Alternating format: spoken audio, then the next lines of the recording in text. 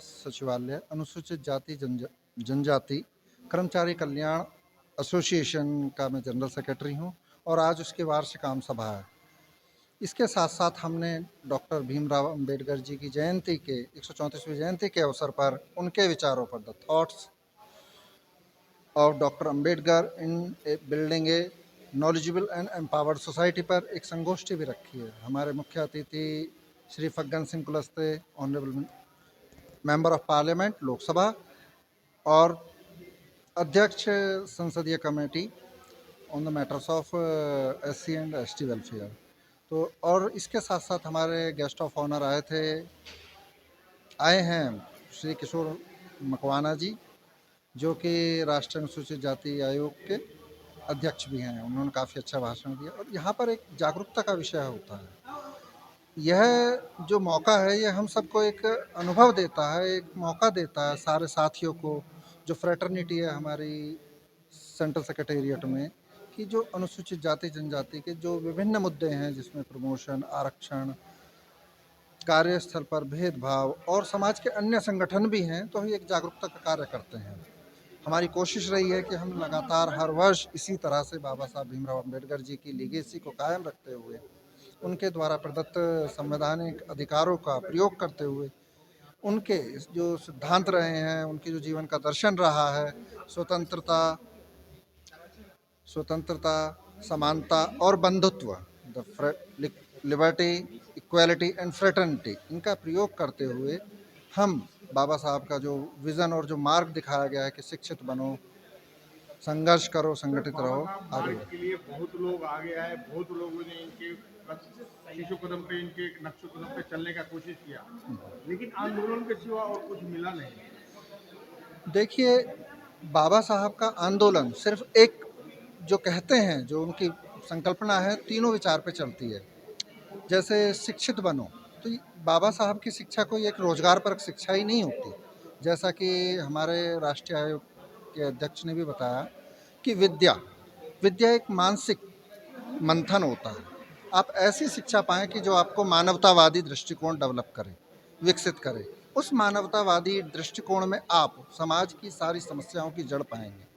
जब आपके पास एक समझ विकसित हो जाती है, तभी आप उस समस्या के लिए एक रोड मैप तैयार कर पाते हैं। इसी प्रकार बाबा साहब का जो दूसरा लक्ष्य था कि आप संघर्ष करें। इस बैठक से क्या संदेश है समाज के लिए? इस बैठक से हम यही कहना चाहेंगे कि अधिकारी संवर्ग जैसे पॉलिसी नीति निर्धारक में रहते हैं, कि हम लोग भी अपने समाज के साथ कनेक्ट करें, उनकी समस्याओं को समझें और बेहतर तरीके से एक भारतीय समाज के नवनिर्माण में सहयोग करें, जो कि एक सशक्त हो, ज्ञानवान हो और समाज में और देश के द्वारा जो विकसित भारत हो रहा है उसमें उनका हिस्सेदारी भी बढ़े। इधर Shri Faggan Singh Kulaste, parliamentary standing committee for welfare of SC STs, वो चीफ गेस्ट थे। साथ में श्री किशोर मकवाना, जो ऑनरेबल चेयरमैन है नेशनल कमीशन फॉर एससीज़ के, वो भी आए थे। उन्होंने अपने विचार रखे, बाकी लोगों ने भी अपने विचार रखे। तो इस संगोष्ठी का जो आयोजन किया उसका लबुलबाब ये है कि बाबा साहब के जो विचार हैं वो बहुआयामी हैं। उनको केवल आरक्षण तक जोड़ के हम लोग उनको सीमित कर देते हैं, जो बहुत गलत है। हमें उनके बारे में जानना चाहिए, पढ़ना चाहिए। वही हम अंदर डिस्कशन भी चल रहा है कि किस तरह से बाबा साहब अम्बेडकर एक मतलब एक अनटचेबल परिवार जिसे बोला जाता था, वहाँ पे पैदा हुए, लेकिन फिर भी उन्होंने उतनी सारी विषमताओं के बावजूद he became a better person, not a better person. उन्होंने संविधान भी लिखा, उसके ड्राफ्ट भी किया। उसके बाद में उन्होंने वुमेन एम्पावरमेंट के ऊपर काम किया, उन्होंने रुपी के ऊपर काम किया था। 1921 में उनका पहला पेपर रुपी का था। उन्होंने आरबीआई के जनक कहे जा सकते हैं भारत के अंदर। उन्होंने वुमेन एम्पावरमेंट के लिए तो इतना बड़ा काम किया कि हिंदू कोड बिल लाया, जो उनके रहते तो नहीं पास हो पाया था, लेकिन बाद में अलग अलग कानूनों के तहत वो जो है हमारे देश में आया। जैसे डाउरी बिल और चाइल्ड अडॉप्शन के बारे में आया, उसके बारे में तलाक का अधिकार जो नारियों को मिला, और उसके बारे में राइट टू प्रॉपर्टी जो है महिलाओं के लिए मिला। तो हमारा एक छोटी सी कोशिश यही है कि बाबा साहब के जो बहुआयामी उनका व्यक्तित्व था, उनके विचारों के ऊपर ये संगोष्ठी आयोजन करके सब लोगों तक पहुंचाई जाए कि उनको पढ़ना कितना आवश्यक है, उनको जानना कितना आवश्यक है। एक सवाल, देखिए, मैं कमी का तो मैं नहीं बता पाऊँगा, लेकिन यह है कि जहाँ हम आज से कुछ साल पहले, 50 साल पहले, 70 साल पहले थे, वहाँ से हम आगे बढ़ रहे हैं। हम परस्पर आगे बढ़ रहे हैं, हमारी प्रोग्रेस हो रही है और उस प्रोग्रेस को, इस आयामी मल्टी डायमेंशनल प्रोग्रेस के लिए सभी जितने भी स्टेक होल्डर्स हैं, वो अपना कर्तव्य निभा रहे हैं। हाँ, कुछ रिपोर्ट्स होती हैं, कुछ कमियाँ आती हैं जिनके बारे में सुन के खेद होता है, लेकिन यह ज़रूर है कि सारी मशीनरी, जितने भी स्टेक होल्डर्स हैं, चाहे समाज के लोग हों, चाहे स्कॉलर्स हों, चाहे सरकार के लोग हों, चाहे नेता लोग हों, वो लोग सपोर्ट करते हैं। और अभी अलग माध्यम से कई बार ज़्यादातर पर्दे के पीछे रह के हम लोग ये काम करते हैं, क्योंकि हर बार आगे जाके ऐसा नहीं कि पर्दे के आगे जाके कुछ दिक्कत होगी, लेकिन प्रॉब्लम क्या है कि जैसे किसी गाँव में, सुदूर गाँव में कोई भाई मिल है, वो वहाँ पे कम से कम 50-60 लोगों के ऊपर इन्फ्लुएंस रखता है, उनको जो बोलेंगे वो बात मानी जाएगी। तो उन्हीं के थ्रू हम लोग पढ़ने लिखने का, बच्चों को प्रोत्साहन देते हैं। हम लोग जितना हो सकता है किताबें अरेंज कर सकते हैं। हम हैं, हमारे जनरल सेक्रेटरी साहब हैं अमित कुमार जी, उन्होंने तो अपने गाँव में लाइब्रेरी खोल रखी है। तो जिस तरह से हम बच्चों को प्रोत्साहन देते हैं, कई बार बहुत कम बार होता है कि हम डायरेक्टली बोलें।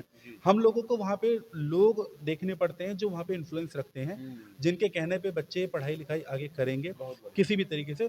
तो हमारा काम ये रहता है वो कि दिख बच्चे नहीं रहा है पढ़ें। सर, लेकिन थोड़ा सा हूँ, भारत सरकार का एक अफ़सर हूँ, छोटा-सा।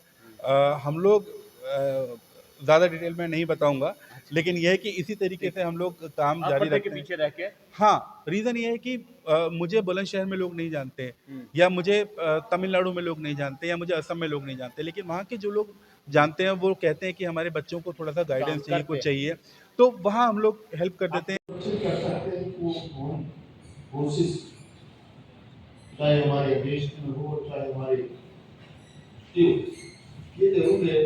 मैं आप लोगों से निवेदन, तो कुल मिलाकर के ये जो आप लोगों का जो बेटर है, देखिए आप कानून कायदे आप ही बनाते हैं, सेक्रेटरी रोक देगा, फाइल कोई ऑब्जेक्शन डाल देगा, और उसकी जो भूमिका है, जैसे हम समाज में उसकी पृष्ठभूमि दिया करते, ऐसा ही ये जो सिस्टम है, इस सिस्टम को बनाने में हम सबकी बहुत भूमिका होती है। इसको जरूर आप लोग चिंता करें।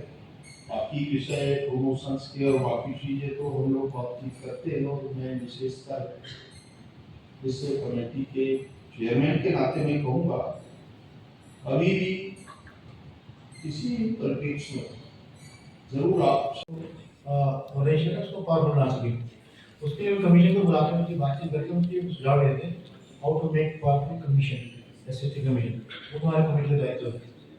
और तीसरा है कि एसएसटी एट्रोसिटीज एक्ट है, उस पर हम कोई सुझाव दे सकते हैं, SST atrocity act, commission atrocity act क्या अमेंडमेंट करनी चाहिए। उसके लिए हम पूरा डाटा गवर्नमेंट से लेते हैं, कलेक्ट करते हैं, उसके बाद फिर क्या क्या उन यूनिवर्सिटी उनसे बात करके रिपोर्ट सुनने के बाद आप सुझाव देते हैं क्या अमेंडमेंट करनी चाहिए।